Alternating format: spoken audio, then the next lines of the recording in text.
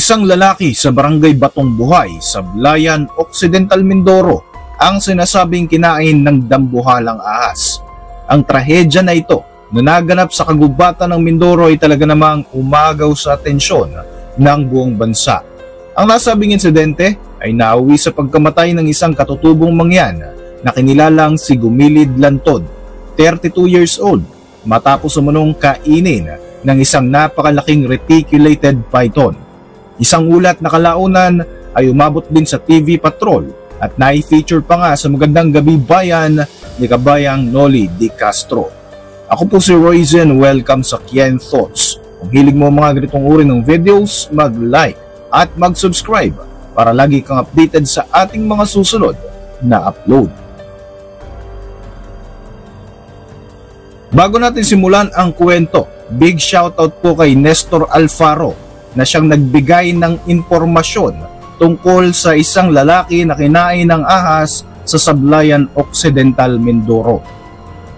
Si Gumilid Lantod ay isang kilalang mangangaso sa kanilang tribo. Noong 1998, isang ordinaryong araw lamang sala ito para sa katutubong mangyan.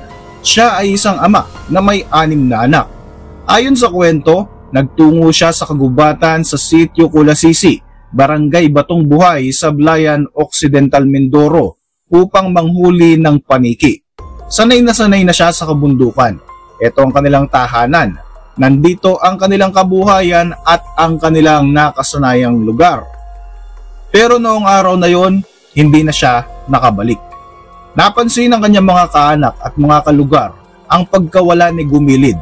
Noong una, hindi pa sila gaanong nag-aalala.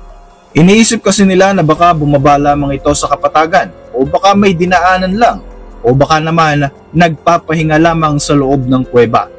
Ngunit habang tumatagal ang paghihintay at lumilipas sa mga araw na wala pa ring balita tungkol sa lalaki, dito na nagsimulang mabahala ang kanyang pamilya at mga kanayon.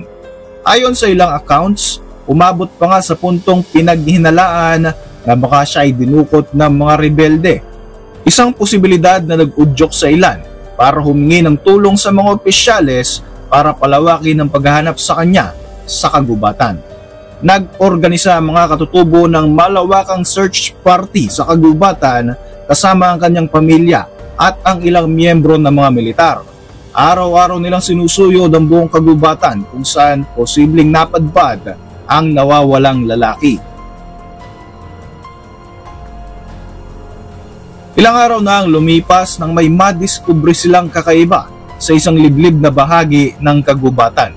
Isang malaking sawa, mabagal ang paggalaw at halatang busog na busog pa rin ito dahil sa laki ng kanyang tiyan. Ang pagkabundat ng tiyan ng ahas ang agad na nakakuha ng atensyon ng grupo. Hindi ito pangkaraniwang tiyan ng isang sawa.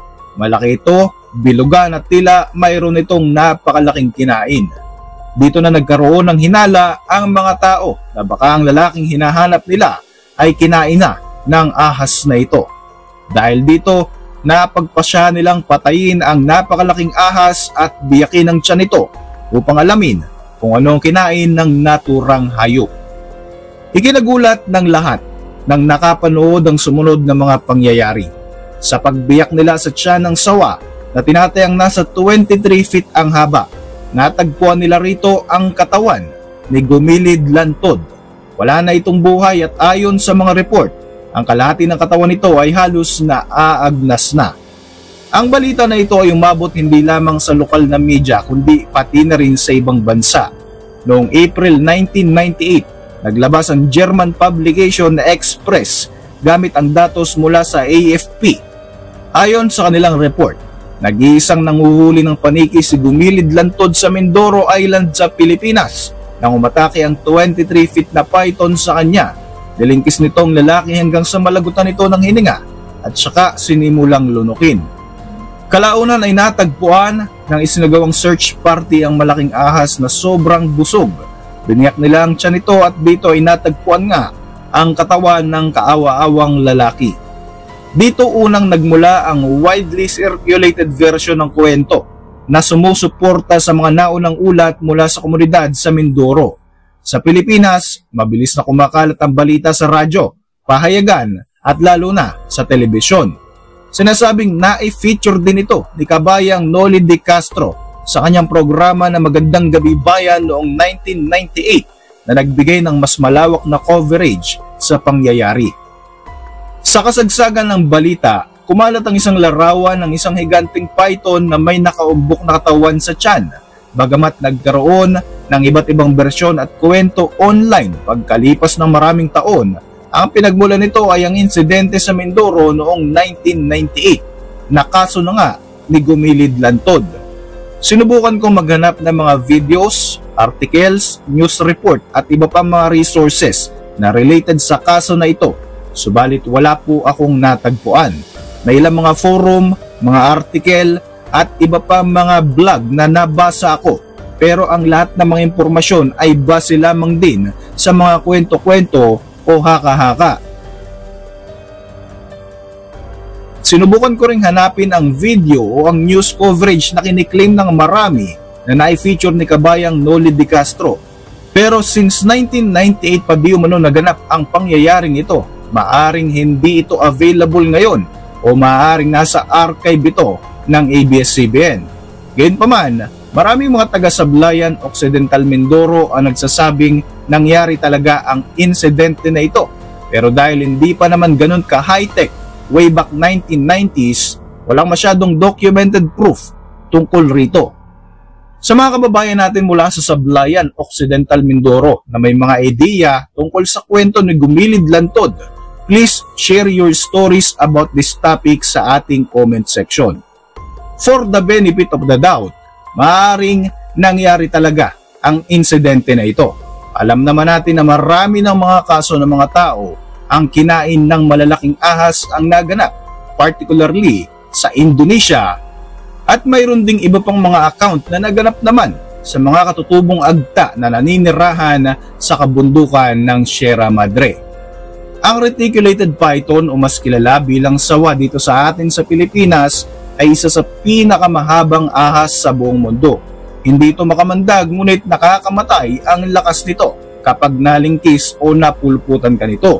Base sa behavioral studies, kayang patayin ng sawa ang kanyang biktima sa loob lamang ng ilang minuto bago ito tuluyang lunukin ng buong buo.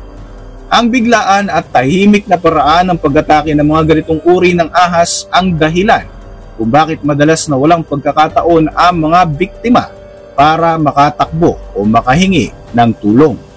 Matagal nang naging paksa ng usap-usapan sa Mindoro at karatig lugar ang mga pangyayaring ito. Ilang buwan itong pinag-usapan sa kabundukan at maging sa kapatagan, lalo na nang ilabas ito ng pambansang telebisyon.